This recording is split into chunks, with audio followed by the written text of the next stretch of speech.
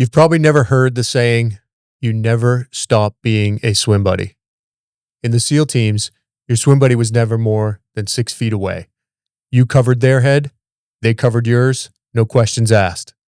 Today, Kristel and I are bringing that concept into the one place most people forget to apply it, their own relationship. We're going to talk about what he actually needs, what she actually needs, and the 5 things you can do this week to make your partner feel seen and valued.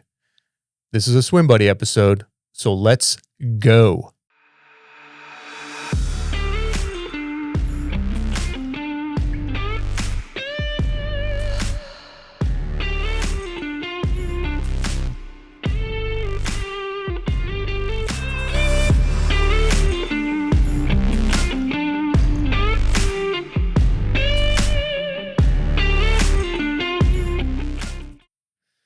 Babe, It's an important topic. this is a super important topic, and I think it plays off a lot of what we talked about last time, which was connection, right? Yeah. These go hand in hand. Connection is a result of being seen and heard and being understood. So happy Sunday. Mm-hmm.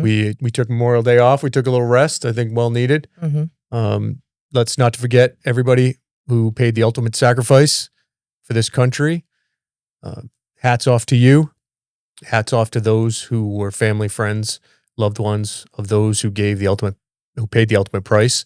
And so, it's always good to take time off during Memorial Day to recognize the good things about the country and the good people that have defended what this country is all about, defended our Constitution. So thank you again. Mm-hmm. So, it's good to be back. I think it's fitting to do this Swim Buddy episode. Mm-hmm. Let's dive into it by you just laying out some statistics on divorce rates, marriage, and why it's important. Right. So we looked this up earlier just to get an idea for both men and women, because men and women initiate divorces at different rates. So I was actually quite shocked to find out that women are the leading filers of divorce in this country. So 69% of women are the ones that file for divorce in a relationship, compared to 31% of men. And if a woman is college educated, that rate actually increases to 90% of the time she is the initiator of divorce. So, I mean, that's like pretty staggering statistics. And the first thing that it makes me wonder is, what is it that is causing women to file at such a higher rate than men? I think I can understand that, because I know that in failed relationships in the past, it becomes very evident that things are going in a bad direction. So I can see why women do that. And I think ultimately it comes down to a lack of emotional needs being met. And so I think that that's something that I want to dive into today in this conversation, and then hear what that looks like for a man. Yeah, like I definitely pipe in on the male's perspective. It's the best I can do. Can't speak for the women, but you certainly can.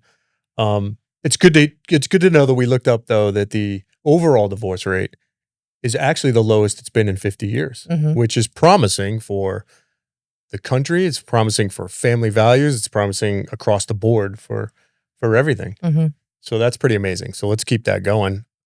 I know that the divorce rate increases for second and third marriages, but that's a challenge out there to beat that, to beat the norm. You can make it, right? And you can learn. Well, that's and hopefully you're learning from the stuff that Right. we're putting out, because that's important. In second and third marriages, you tend to lose focus of what you need. And one of the topics we're talking about today is relevant to that. Mm-hmm. Well, I think you're going to have a higher divorce rate in second and third marriages if you're not learning from your mistakes, right? Sure. So the intention is that you go into that, hopefully everybody can go into a first marriage and it can work the entire time. But if it doesn't, and you thought perhaps it was all their fault, you're able to look at yourself and understand what role you played in that deterioration of that relationship, right? Yeah, sure. Because So- in most normal marriages, it takes 2 people to actually fit. In any healthy marriage, Yeah. it takes 2 people being able to stop and look at how they're contributing to what's playing out. So Yeah. I think let's get into it. Yeah.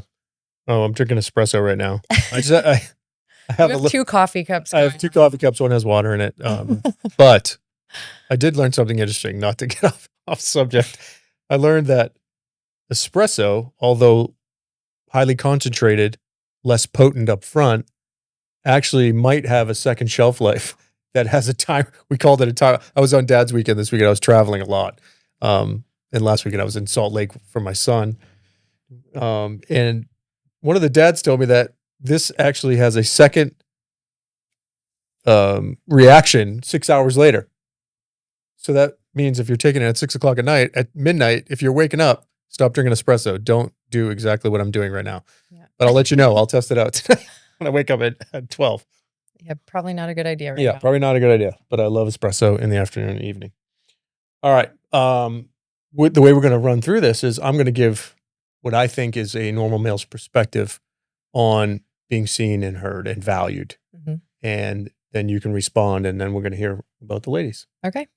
All right. So the first thing that I think from a male perspective is, and it's top of the list. It's top of the list for me. Got copious notes here. Men, I think, need to be respected, not just loved, right? Not just loved. We need to be respected. Loved without respect feels hollow to men. We need to know that you believe in us and that you see our efforts as worthy, even though the results may not always be showing. So what does disrespect look like in a relationship? Even the subtle kind. So disrespect is really just not acknowledging our presence, not acknowledging the things that we do. I feel disrespected when I feel invisible in the home, right?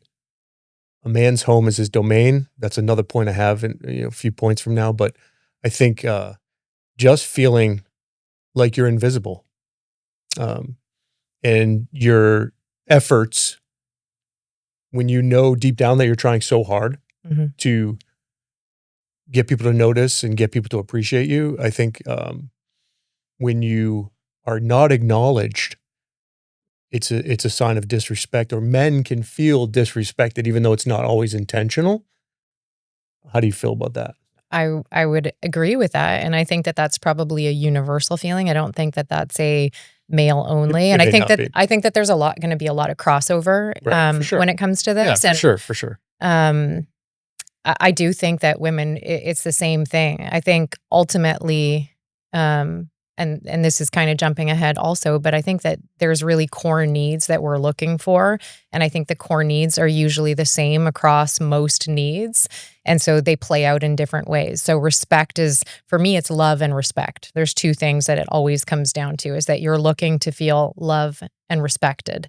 And I think that for men, it may be like the reverse of that. Like maybe a man is looking for respect first and then love comes with that. So if you're in the home and you feel like you're respected, it makes you love your wife more.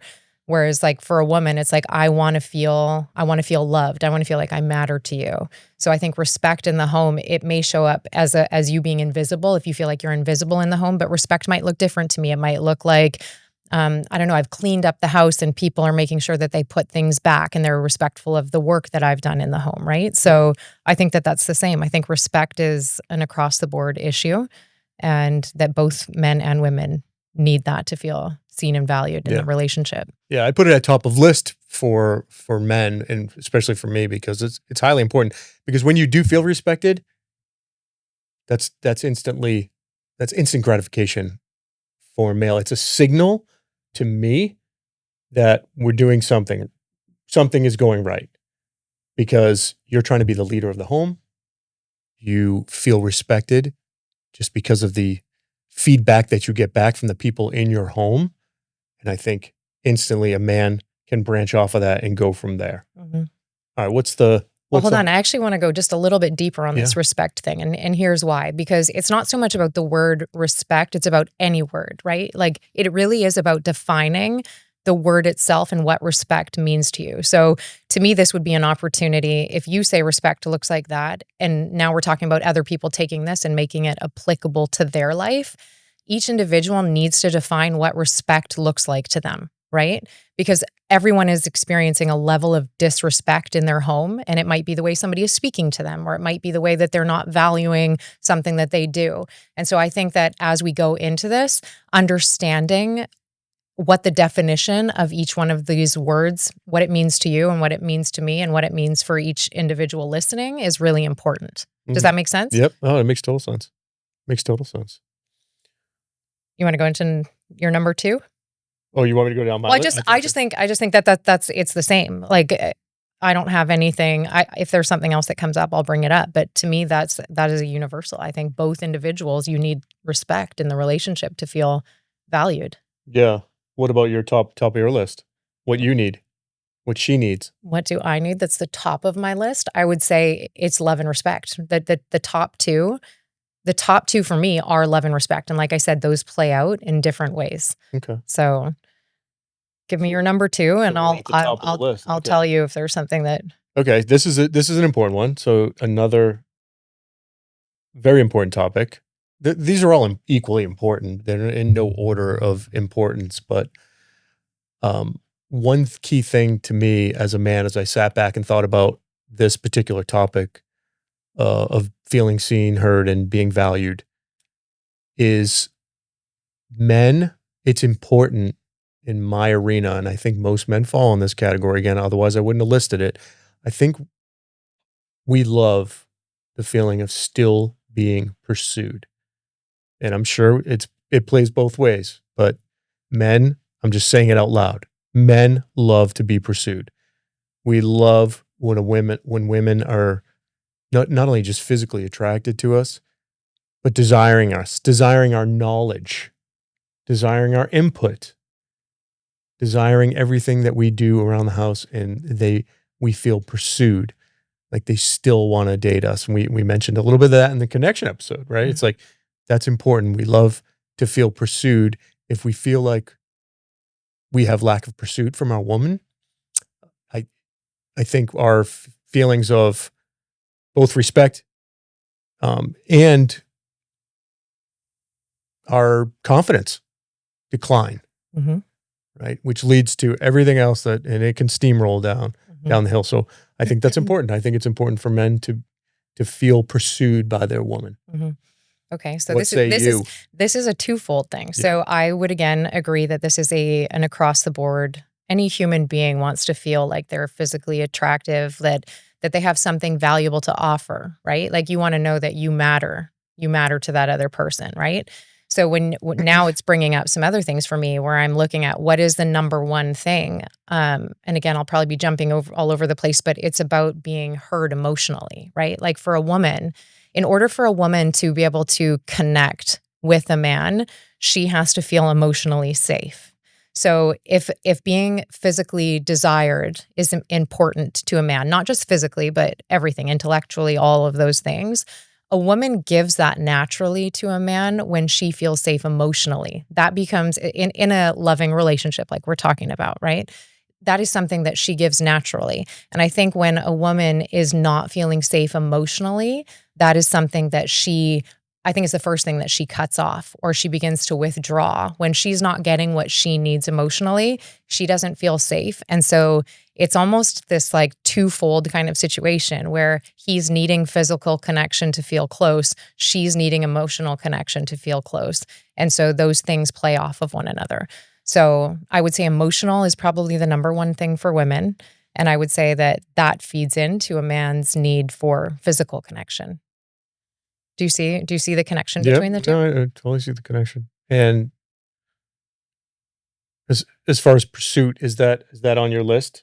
Like a woman being pursued? Correct. Yeah, I think maybe not in the same way that a man does. I think for me, I want to feel like I'm beautiful to you. I want to feel like you think that I'm intelligent and that I have something to offer and, that you're still attracted to me. So that matters. I wouldn't say that it's exactly the same as a man. I think a man, it's more like you want to have, I don't even know what the right word is, but it's like significance almost. It's like I'm strong, I'm smart, I'm well established, I am all these things, Whereas I think for a woman, it does come down to the emotional connection. She's looking to feel like she matters and that like she feels safe with a man. So I think that there may be a little bit of a difference there, but overall, I do think that pursuit and feeling like you're valued and you're important still matters to a female. Yep. No, I totally see that. Totally get it.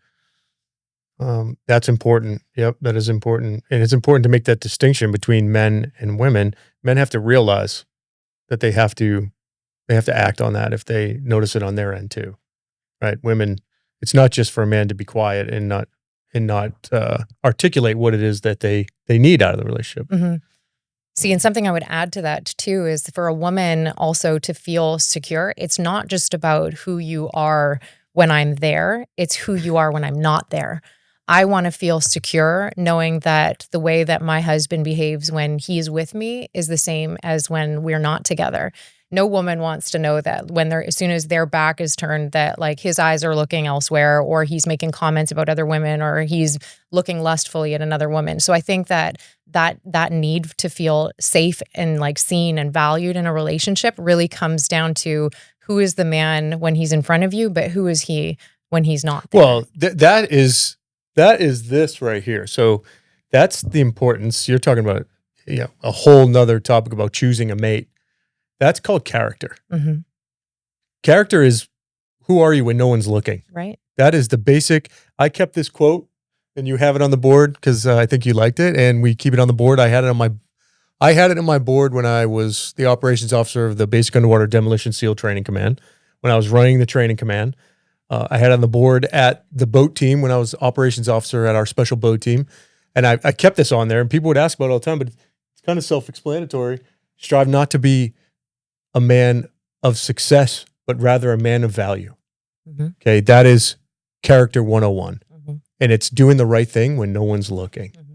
That's the way you're going to be. That's discipline, right? That goes down to my favorite and I think word. it's something that builds with time, right? Like there's always things that we can tweak and that we can become better. I think one of the things I remembered, again, when we first started dating, it's like you're trying to be, like you're always putting your best foot forward when you first meet somebody. You're showing them the best version, but there's always ways that we can improve and become a better version. And we should be learning from every interaction. I mean, we had interactions in the very beginning where I would say, you know what, like that hurts when you do that, and it took us sitting there and being willing to look at ourselves and look at what we were doing that might have been affecting the other person in a negative light and actually deal with it. Yeah. And I think that is the hardest thing in a relationship is to look at yourself and to say like, yeah, I do that and I can see how that's affecting the other person. And it does come down to character. It ultimately does come down to character, but how hard is it for people to really look at themselves in the mirror and say,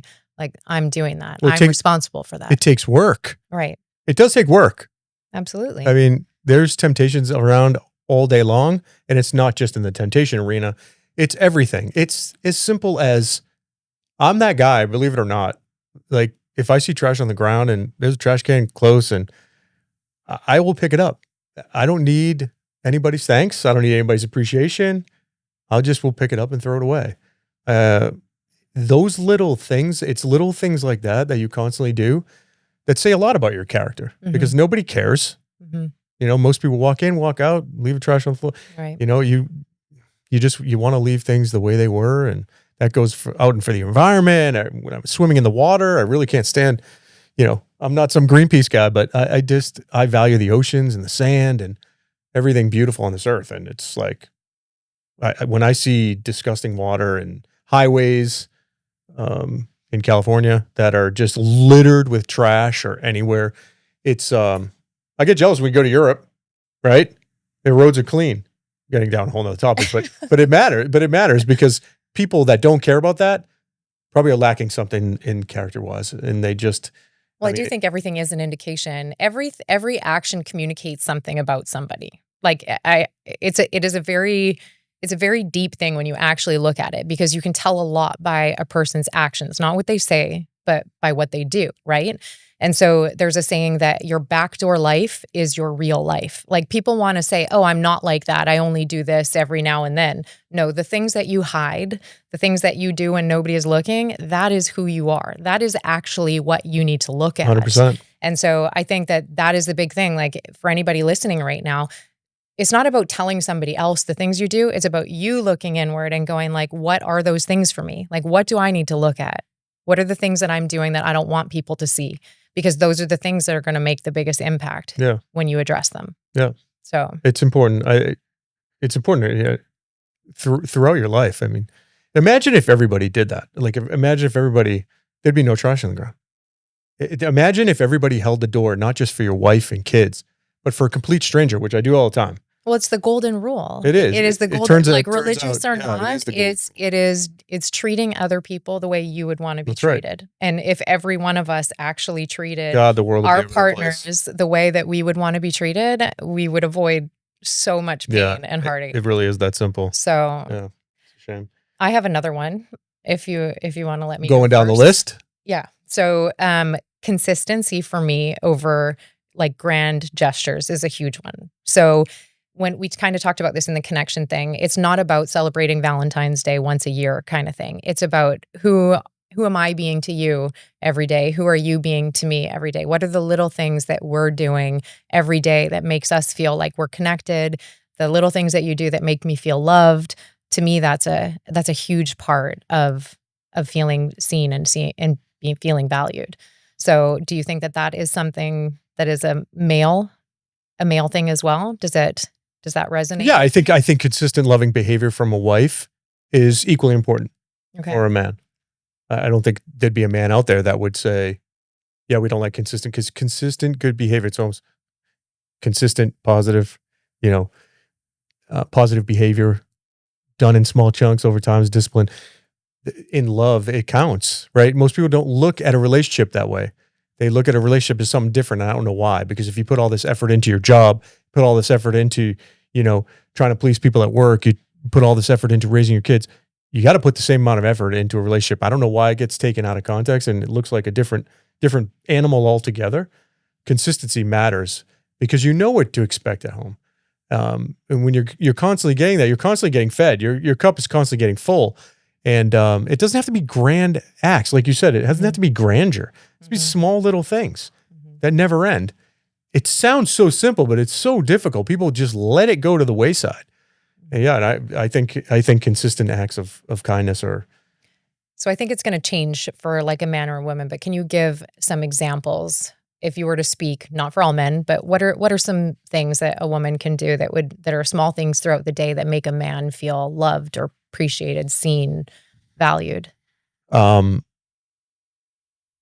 It's going to sound arbitrary, but the way that you go about keeping the home. I mean, I travel a lot, gone a lot.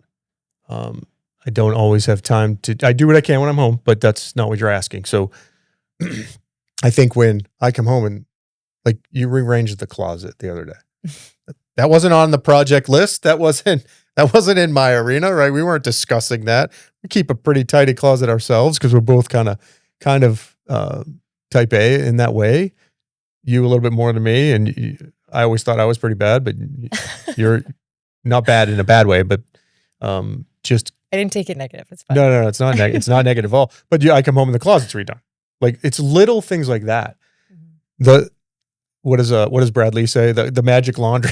Like I used to laugh at that, and it sounds kind of demeaning. Like I have a magic laundry, man. Like the laundry just disappears. I throw but you do that. You do that. No, and I'm not asking for it, not looking for it, but you do it consistently over time. I can't even tell you how consistent that is. We've gotten into, you won't let me leave. You'll wake up. And as much as I can't stand the fact that I wake you up in the morning because I'm traveling and I'm suitcases rolling out, even though I try to, even if I prep to not disturb you, it is nice that you wake up. I go out the door thinking she was awake. I got a kiss. It has not happened. There has never been a time where I've walked out of the house where I weren't. Those little consistent, all that stuff matters. Right. I'm thinking about it. It's easy to come to the front of my head right now because that's It matters to a guy. It really does. Because when you stop doing that, what does that mean? I'm going to leave the house and go, man, this marriage is falling apart. Like, what's wrong? And you're not doing it. I know that you're not doing it. You can feel that you're not doing it because you think you have to. You're doing it out of love. Right. Which is huge. Huge. Don't cry. I'm not crying. Okay, I'm not crying this time. I'm good. Back to the male side. Okay. So I think it's important to be appreciated without keeping score. And I think this is a big one. I think there's always, especially when you get in an argument, there's always something that comes out in an argument. And I'm sure it doesn't mean to come out the way it does, but it always comes out. It's like, well, I did this, you did this. Well, I just did this for you. And then 3 days ago I did. It's all scorekeeping. And I think men just want to be appreciated without being reminded what all the things we did, but appreciated in silence. That you can tell when a woman actually appreciates all the things we've done without keeping score. Because there's going to be ups and downs in every relationship with what you do. But as long as you're consistent and you can draw, that trend line across what you do, not to get mathematical about it, this is how men think, black or white. And so as long as you're, it's not a 5-to-1 week for her, check. It should be, there was actions in there that I appreciate. And I'm speaking from your, from a woman's angle, that there's actions that my mate, my partner, my husband did that I appreciate. Check. It's in the past. And you keep moving and you keep that consistent. When you call out the score, it then ruins everything in our heads. It negates all the things that we do. Because now we were like, does she have a scorecard in her pocket? Does she have a scorecard on her phone? Like, that kind of deflates the tire. Yeah. Right. So to speak. It's a tough one for me, that one. And I don't feel like I struggle with that in our relationship, but I know in the past, scorekeeping, and I wouldn't have necessarily called it that, but I do think that there was a checklist happening. And even when I was looking up the divorce statistics for women, the women in the studies where they did initiate the divorce stated in it, when they were talking about their reasons for not being content in the relationship, were stating that they were doing so much more in the relationship than their counterpart was. And so that was a huge reason that they initiated divorce. So it makes me wonder and almost want to dive deeper into what the breakdown is that is happening, that a woman is feeling like she has to keep score. Do you see what I'm saying? Because why is it that a woman is feeling a need to keep score? She's got to not have her emotional needs met if she's constantly looking at the things that are not being done. That's a great point. So I don't think that the intention is like, I'm going to keep track of every single thing that I do versus what he does. But she's sitting there going like, okay, my emotional needs are not being met. Well, I just did the dishes and I did the laundry and I fed the kids and I walked the dog and I did this and he did. That's it. Right. So somewhere there is scorekeeping that's happening, but it's got to be a symptom of something much deeper that is not being addressed. Yeah, that's a great point. That's well said. Because keeping score, by the way, gets you nowhere. No, of course not. At the end of the day, it's just a front. You're right. It's just a front for something else that's lacking. Because if you're keeping score, it doesn't matter. Like, there's no win. There's no third period buzzer. It's not gonna. Nobody's gonna win at the end of the day. And so that actually, it's going to take me off topic a little bit, but I do think that is something, because when we were thinking about this episode, partnership is something I think that is incredibly important to women. And so building on that, I do think for a woman, you want to know that the direction, like when I feel most seen and valued, it's because I feel loved and respected, but I feel like we're a team and we're building something together and we're moving in the same direction together. So I think that partnership, I think scorekeeping is a lack of partnership. Somewhere there's a team breakdown and the woman is not feeling like she has a teammate.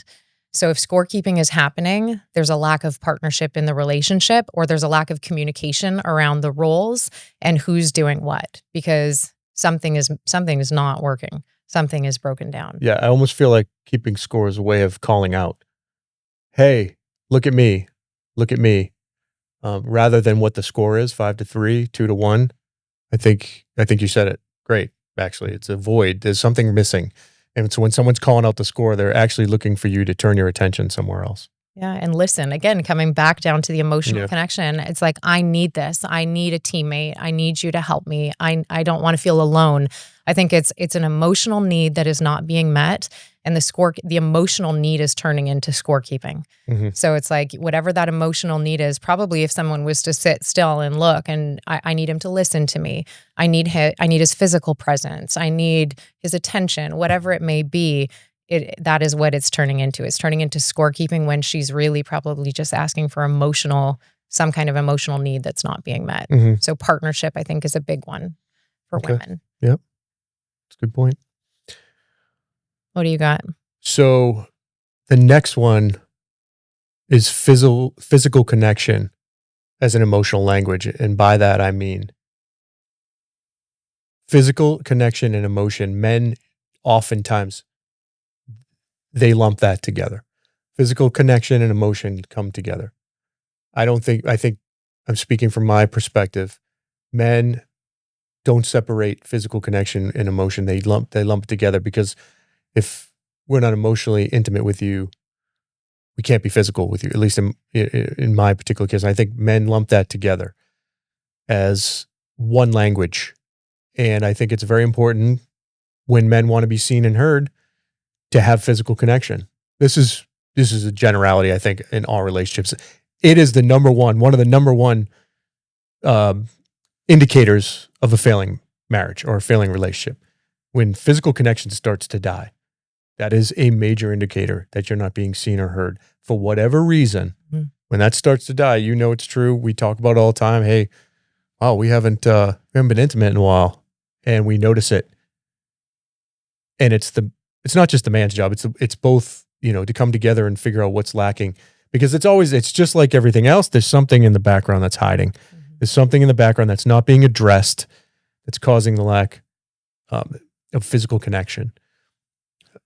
That's not to say there could be other, actual physical factors going on in the relationship that cause people to just lose self-confidence. But that all drives from something lacking in the relationship. Mm-hmm. Even when a man lets himself go, which you should not. You should have pride and confidence at all times. Keeps things going. Women should take the same pride and care in themselves, not just physically, but emotionally. And I think physical connection, that is the number one driver. Men notice that right away. If there's lack of it, it's a sure sign that something is wrong, and everything again goes downhill from there. Right. And yeah, I mean, I feel like we kind of touched on this earlier, and I do think it is the same for female. And I do think that you hit the nail on the head when it comes down to if there's a lack of physical intimacy, I think ultimately it comes down to people are not feeling emotionally connected, right? So if you're not emotionally connected, it's hard to be physically intimate with somebody when you're not connected with them emotionally, right? And that is going to come down to communication, because the truth is that if two people are good at communicating, there really isn't any conversation that they can't have where they can't look at it in a non-threatening way and say, this is what came up for me and this felt this way. And what I needed was this. And then you work through it and you talk about it. But yet it's the hardest thing to do. Because I think I don't know what it is, if it's ego, if it's just people haven't developed the emotional intellect to be able to entertain those types of conversations, or if it's your ego that like stops you from wanting to look at what it is that like an individual has done wrong. But the point is that the moment, anytime, and not even just for this subject, but anytime we've ever had an argument, the moment that we're able to drop our like barrier and really actually listen to what the other person is saying and not feel threatened by what it is that they're saying, and just recognize, no, like she's hurting right now. He's hurt right now. Like what happened here? When you seek to understand what happened in that dynamic, you can address it. But if you keep butting up against it and fighting against it, you can't make anything better.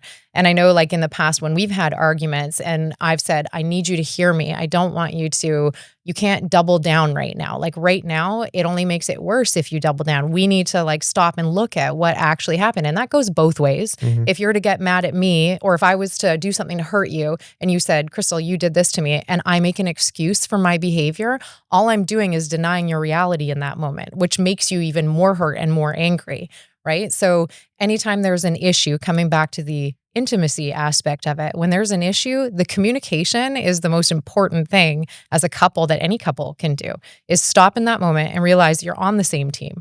We're not fighting against one another. We're fighting for the relationship. We're fighting to reconnect with one another. So it really is about stopping in that moment, having conversation and looking to bring back like conversation and healing into that moment, as opposed to more conflict. But here's the reality. An argument, an actual shouting match argument, is nothing more than the lack of an ability to communicate in the moment. I would agree. It results in I'm going to stand my ground. I'm going to stand my side. Total lack of empathy. Mm-hmm. It's the lack of the ability to communicate in the moment. Right. That's why there's always recommendations to take a pause, Mm-hmm. step back, and look at it from the other. It's a no-brainer. Look at it from the other person's perspective.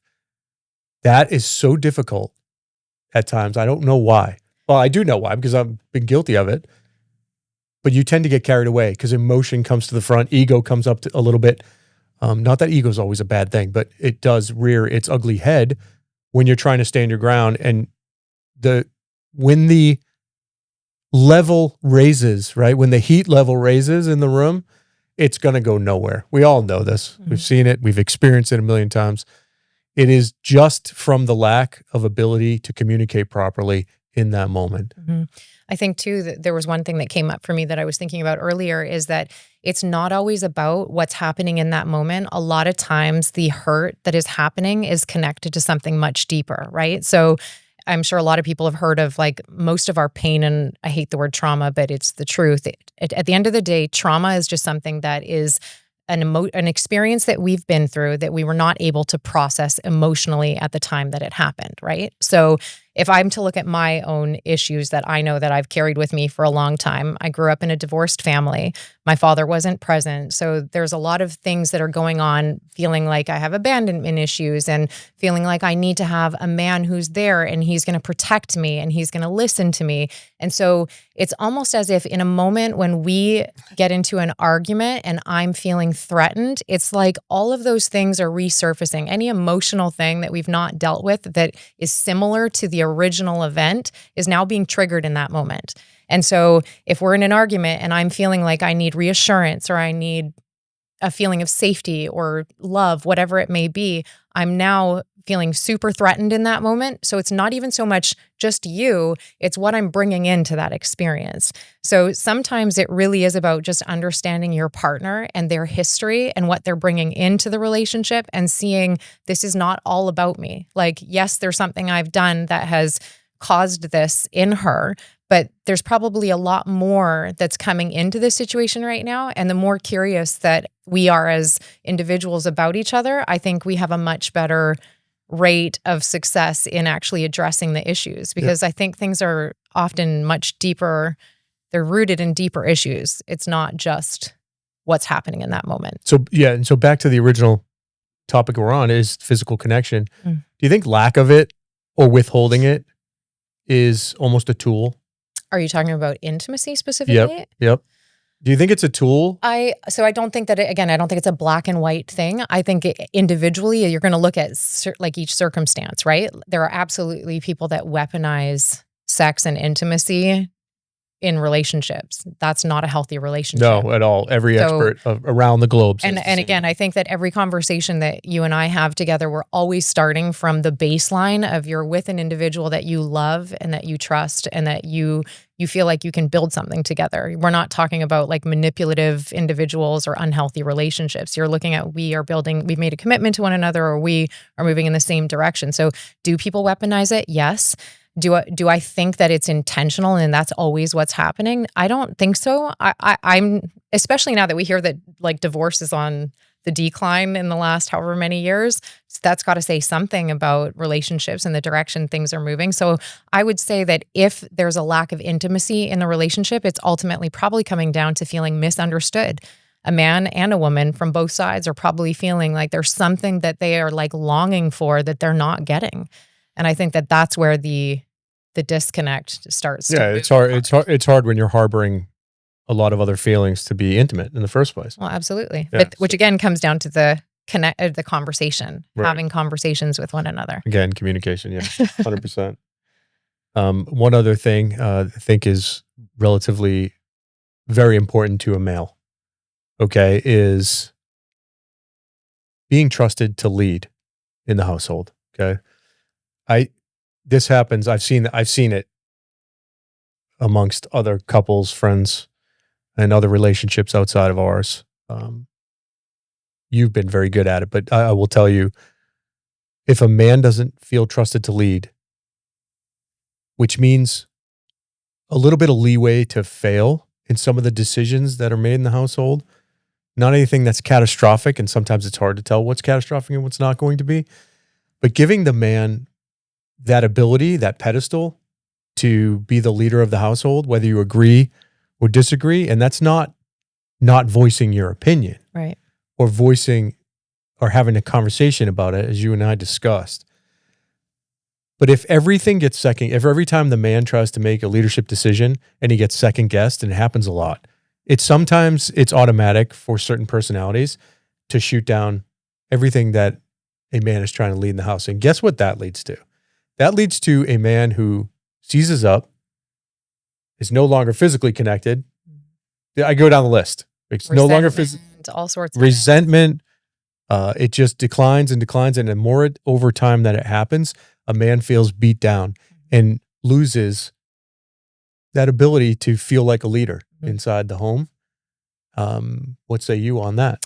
I would agree with that. What it stirs up and not in our relationship, but past relationships, is that you as a woman, as a couple, each of us has a role. Like I can't say that this is a female, at least for me. There's things that I do lead in, but I don't feel like I am the leader of the home, and I actually don't want that role. I think I've said that before. I want a strong husband that is the leader, that does make those decisions. But I do think a part of that is that, like, I'm a helpmate. I'm standing beside you, and I also have wisdom that I can bring into conversation, right? So and you did mention this, that it doesn't mean you're just, making your own decision and this is the way it's going to be. But I think that really hearing what your partner has to say and allowing them to express and voice their concern, so that even if at the end of the day you decide not to take my advice or opinion or whatever, I at least feel heard. I at least feel like it wasn't shot down right away. Right. It was considered. Like, there was a respect for me as I was sharing, and it was taken into account. And ultimately, you may decide to override whatever it is that I have to say, but there's a mutual respect between both of us. You're going to respect me and allow me to speak, but ultimately, I'm going to respect you and trust that I chose you for a reason, and whatever decision you make is going to be the right one. Yeah. So I think that the two work together. Yeah. I don't think it's just about. Well, because we've seen it. We've seen it. Yeah, we've seen it in other couples. We've been out to dinners before where a guy will say something, he feels so confident and honest, and constantly the partner is saying, well, no, that's a dumb idea. Or no, we shouldn't, we're not going to do that at all. Over time, you can imagine the damage that does. Well, those things, they chip away at you. It's like we've talked about this. It's like the drip. It's like torture, right? Cortisol. We actually had this conversation. Remember when we were talking about like torture by water dropping on you? It's no different. And it's not just that specific thing. It's anything in a marriage where you are constantly belittling or dismissing, whatever it may be. It's like drips, and it's a form of torture, and it's just, it eats away at you. Leadership is a major item for men. They need to feel at least like they're leading at some point. And if you're constantly getting gunned down, eventually you're going to walk away. Right. So being seen and heard. That's what this is all about. Sure. And I And think see, that's like I said, and a woman doesn't have to lead, but she also in this situation needs to feel seen Totally and agree. heard. So there is a give and take, like it's like the yin and the yang. You're not asking the woman to lead. You want the man to lead, but you also want to feel heard as the woman in that situation. So I do think it goes both Yeah. ways. And to tag team on that, to go right into the next thing on the man's list of being seen and heard is loyalty, right? So loyalty, not just being heard, but being lived.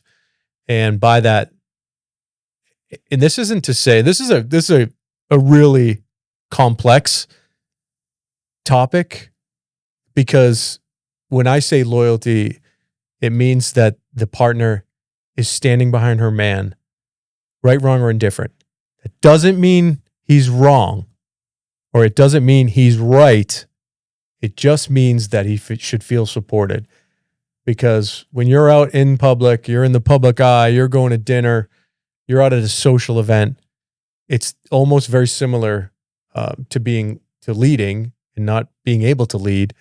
But loyalty, knowing that what you say, that your spouse, partner are going to have their back, whether they say something or not.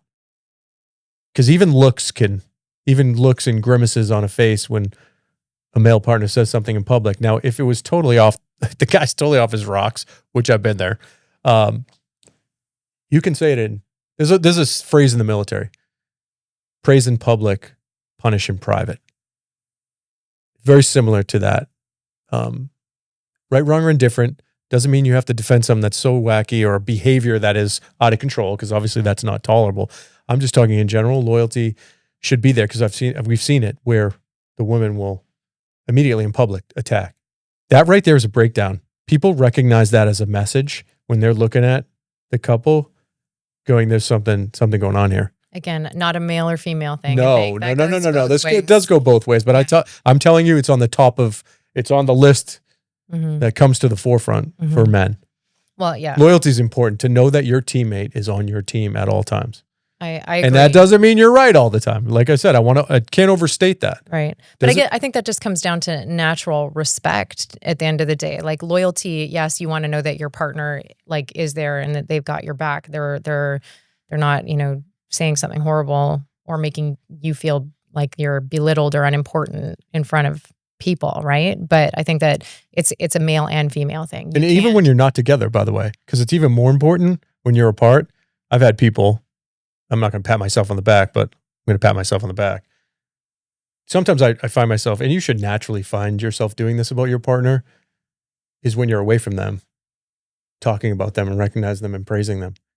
Not because you're doing it for accolades from other people. Sometimes I don't even realize that I was complimented by old friends of ours, but it comes to the front of my mind, the story where they said, somebody interrupted me and goes, the fact that you're talking, they interrupted what I was saying. They said, the fact that you're talking about your spouse the way you're talking and she's not even around says everything I need to know about that relationship. That was kind of a compliment. And again, it caught me off guard. Because I think you probably didn't even realize that you were doing it. So it was. That's true loyalty. Yeah. That's the definition of loyalty. I do agree with you on that. I think that the way we speak about our partner when they're not around it is a huge indication of the relationship and where things are at. It doesn't mean that, every couple has issues. There's no perfect relationship. We're all going to struggle, right? In one, whatever way or another. But I think overall, the way that you speak about your partner, it does say a lot about the relationship. So I think for women, like I was trying to think of an equivalent to that. It is loyalty, but I think for women, at least when I think about it, is just knowing that you have my back and that like I feel safe and secure in the relationship. So to me, it's like making sure that it's not like it's a financial thing. It's like it's making sure that I'm protected and that I have what I need and that my kids have what I need. So for you, it may be loyalty, but I think for me, it's just this sense of protection.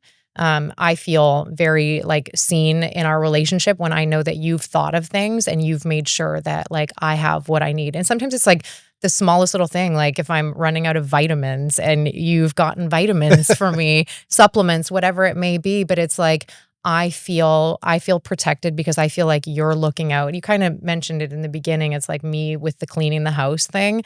I feel like you have my back when you're thinking about the things that I haven't even thought about for myself. So it's not so much an action, but it's like I'm going to protect her. I'm going to take care of her. I know she needs this right now. She might be busy with other things. She hasn't thought about this. I'm going to do that for her. So for me, I think that's a big thing. It's a little thing, but it's a big thing. Yeah, it is a big thing. No, it really is. All right. The final thing that, last but not least, for sure, on my list of being seen, heard, and valued is winning at home. So taking wins at home, being able to win at home. I have come to realize that home base has to be in order before we can go out and do our best anywhere else. Mm-hmm. I can take a loss at work. I can take a loss in a social scene. I can take losses everywhere else. But the last place you want to take a loss is at home. You want to feel like you're winning at home. So even in the worst of all conditions out in the wild, when you return home, you want to know that home is the place that you can go that's going to give you the solitude, the peace, and you can feel like no matter what has happened that day, that it's a victory, that you can come home and feel safe, protected, almost like driving a compound, to make a military reference. When all hell broke loose outside, compound in Afghanistan, the one place you can't wait to get back to is behind those walls where you can reset, regroup, because everything there is a win at home, right? You're resetting. You're going back to your tribe. You're going back to your family. You're going back to the one person that matters, your spouse, children, if you have them, all important to be received into that home, because that feels like a win. And winning at home is very, very important for a man. Mm-hmm. Because if you have a day of losses and you come home and you know that it's going to go get even worse, that's a recipe for disaster. Mm-hmm. And again, I would say that this is something that goes both ways. I remember after I went through my divorce, I said that home is like my safe place. It became the one environment that I knew that I had control over. You can't control what happens outside of the home, but you do choose what the dynamic is in your home, how you're going to behave. And I think that it is twofold. I think that it really is important to women to look at like what kind of home environment they're creating for their family, for their children, for themselves, for their spouse, for their partner. It really does matter. But I think that it's one of those things that goes both ways, because I don't think it's fair to assume that a woman is the only one that's responsible for creating a space that becomes a winning space at home, because a man is half of that environment, and the emotion he brings into that home, the energy he brings into that home, the love, care, concern he brings into that home, that contributes to a winning environment. So a woman does need to create a space that becomes a safe place for her husband, but he also has to be able to look at himself and go, like, how am I contributing to the dynamic in this home? And I think that is, again, it comes down to the self-reflection. Are we able to look at ourselves and acknowledge how our actions are impacting our life? So 100% agree, but I do think that it's a two-way street. Yep. And it needs to be acknowledged from that perspective, because I think that like it can feed. It's kind of the like, what came first, the chicken or the egg, right? So husband can come home and go, I'm in a bad mood because she's like this, and she's moody because he's not an enjoyable person to be around, right? And so it's like, until somebody's willing to stop and address it and look at, what's going on in this home and who am I being and how am I contributing to this dynamic, like, it's a losing battle. Yep. So I agree. I do think. Let me put it a real world story on this one, and I'll put it in perspective because it just comes right to the forefront of my cerebral cortex. But in perspective, Mm-hmm. I was in a relationship in the past where I would drive up to the home. This particular relationship, I would drive up, I would pull up in front of the house, and I would sit 30, 35, 40, 45 minutes before I would go into the house, because I knew when I got out of that car entering in through the door was going to be worse than the way I was feeling after a tough day of whatever it is I was going through. On the other side, contrary to that, I look at this current relationship and I will tell you that I can't get my Uber driver to drive fast enough on the roads through traffic to get home, to come through that door and see you, because I know that that's where my peace is. That is what success looks like. And there's a reason why that is. It's because of the conversations that we're having. Yeah. And I'm trying to get it. I know there's a lot of men, maybe and even women, but men that come home from work that do the same thing. They're not kidding themselves. I know you guys are sitting out front in your car. I get it. But you need to figure out what the root cause of that is. You should want to get out of that car and you should want to go home so that your energy level, your cup can get filled. Mm-hmm. Well, I think that really, if we were all to look at it, we're probably all just looking for that, the love and the peace. And that's what home should be. Home should be a place of peace. You should never get home and feel like home is a battleground. Exactly. Or home is like worse. Like home is your respite. It's your safe space. It's the place that like it should be filled with love and like good things. It doesn't mean bad things don't happen, yep. But this is the one place that it's like we don't even want to leave. We're just like we make plans and then we're like, oh no, let's just stay home. You know, yep. Home is home. Especially veterans. Like combat zone is a good term.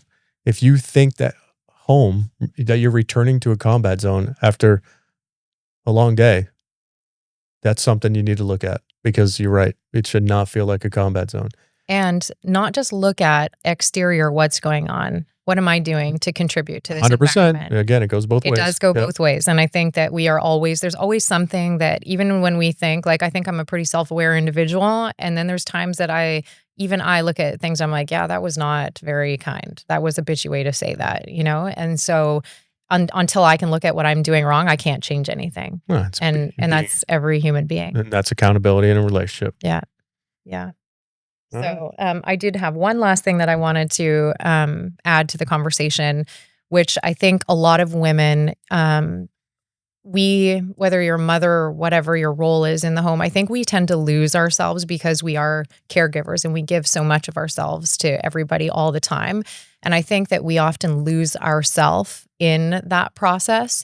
And I think that in a relationship, to feel valued and seen and heard, it's important to me that you don't lose interest in who I am as a person and the things that I'm passionate about and the things that I'm pursuing and the things that matter to me. I feel heard and seen when you ask me questions about the things I'm interested in and you want to learn more about me, like the things that I'm doing. Even maybe it's something that, again, you don't find that interesting, but it's like, you know, how was your day at work? Or like, how's that project that you're working on? Tell me about it. You're engaging with me and you're asking me questions that goes beyond just like, what did you do today? You know, what's the weather? You know, like the simple small talk. You said it earlier. You should be curious. Purposeful conversation. Right. I totally agree. And I'm sure that goes both ways, but I think that is a big one because I think women, we tend to kind of get lost in our roles of being, you know, whether we're career oriented or both, we're staying home, raising children, whatever it may be, but just having that connection that goes a little bit deeper and really wanting to get to know our partner. Noted. Got it. Message received. Yeah, no, you're right. You should be curious about your partner. Does that matter to you? It matters to me. Matters to me. There's been times. The standard question sometimes when a lot's on your mind, sometimes it takes a minute to decompress. Like I feel like I ask you questions sometimes and you don't want me right. to ask Yeah. I think that guys, I think that women and men are a little bit different there. Which is fine. That's why I do. Curious. I do. I think men share when they want to share. And it's okay to be curious. You know what? I'll say this. I may not answer all the time, but I do know that you're asking, and that is important. You nailed it, because I won't forget. She was actually inquiring. Interesting. Like that matters. That shows that shows that you notice. Sometimes I'll ask you a question. You're like, why are you asking me that? And I'm like, I'm just curious. Like I actually want to know, you know, and even though you may not get the reaction you get, it matters. That actually matters, because I think that I feel seen and heard. There's no denying it. I can't deny it. Mhm. And hopefully I'll come back and answer your question after You did. that. All right. So it sounds like you came up with a few things that we can do that are actionable steps Funny to. that you mentioned that, Kristel. I did. Let's get some action for, these are the action items. All right. This is to put into practice. We realize we need to leave this show with actionable items. And I'm going to give you at least 5 things, right? That you're going to do this week. You just pick one. For Christ's sake, pick one and do it and see how that turns out for you. This is part of putting the 4th phase into practice, right? Number 1, and some of this, if you watch the connection episode that we did, some of this is going to tie in. Number 1, stop the walk by. Stop the walk by. We're pretty good at it. We're like experts at that. Let's give an example again, just in case somebody hasn't. Yeah. Every time you pass your partner in the house, acknowledge them. Like, it's as simple as a hand on the shoulder, eye contact, 2 words of affirmation. Genuine words. No ghost mode, no roommate mode. We talked about that last episode. Do it every single day without exception. And we brought this up once before, and I love this thing that we've integrated is just the not leaving a room without kissing and just, acknowledging the other person. And even today when we were at the baseball game and I left to go to the washroom quickly. I noticed. And I was like, kiss. And I noticed. Doesn't matter because that's what we do. That is our thing. I noticed. And it does. Brings it right back to connection. Center. It's a moment. Yep. It's a moment to connect. So number 1, stop the walk by. Number 2, name one thing that your partner or spouse did.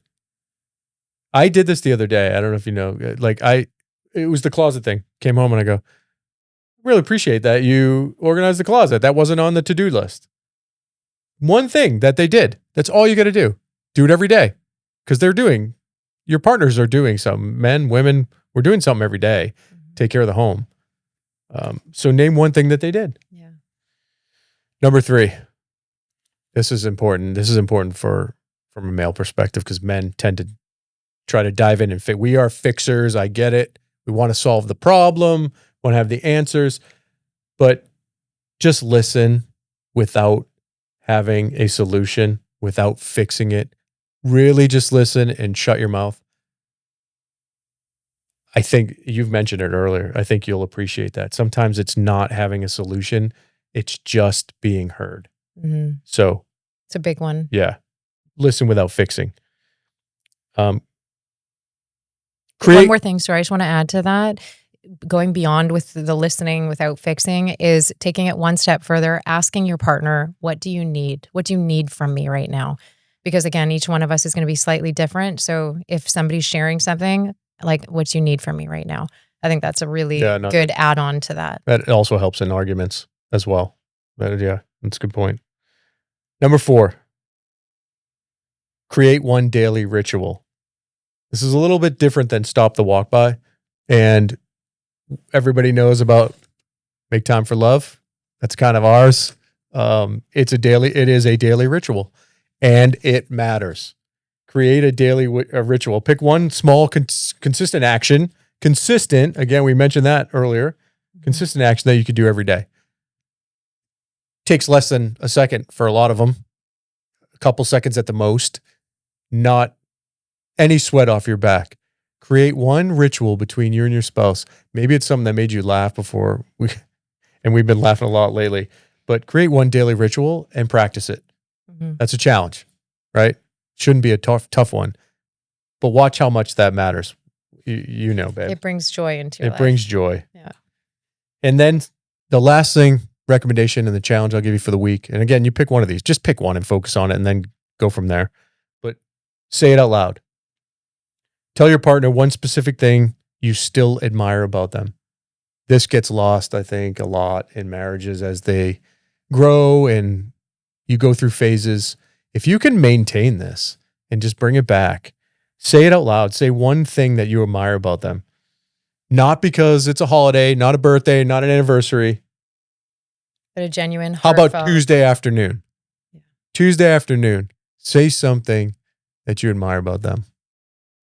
I guarantee you'll surprise. They won't even see it coming, and it will change the entire mood in the room. Mm-hmm. Those are the 5 things that we want you to practice. You got Just anything? again, just picking one. Picking one. Just pick one. That's what. Yeah. We just gave you 5. We gave you 5 techniques. Try one, and let us know if it works. We want to hear from you. Comment. You got anything to add on your list? Again, I think we covered everything that I wanted to cover today. Really, again, just remembering not to take things personal, because a lot of times when things are coming up, it's not coming from just the event that's happening. It's probably linked to something else. So just realizing it's not an attack. Let's hear what our partner is saying, and let's find ways to reconnect and feel heard and seen, and lower the chances of going through a divorce and separation, because it really is about feeling emotionally connected with that person. And you get that by listening. Yep. You get that by connecting and understanding what your partner needs. So, yep. Yeah. Let's lower the divorce rate. Let's do it. I love that. In the fourth phase, we're going to lower the divorce rate. That's our goal. All right. Recap. Stop the walk by. Name one thing they did. Listen without fixing. Create one daily ritual. Say it out loud. All right. You got 5 things. We want to hear from you. After this episode, drop in the comments what it is you actually tried. I want to see people actually put effort in. Put the effort in, drop us a comment, tell us which one you did, or if you came up with your own. I'm willing to hear some more. Like, those are the top 5 that we love that can help you right away. So thanks for joining. Remember, please, we're closing in on 100 subscribers. Let's take it 100 at a time. Don't say thanks for your service, although we appreciate it. Better to mash that button. Press the like and subscribe button on YouTube. Please help us out. Thank me for my service. Thanks to the show. Support the show. Like and subscribe on all the platforms. We're on Spotify, Apple Podcasts, and YouTube. Of course, YouTube, mash that button. Subscribe. Drop in the comments if you practice one of the 5 things we recommended. And we appreciate you guys. Thanks for listening. Have a good one.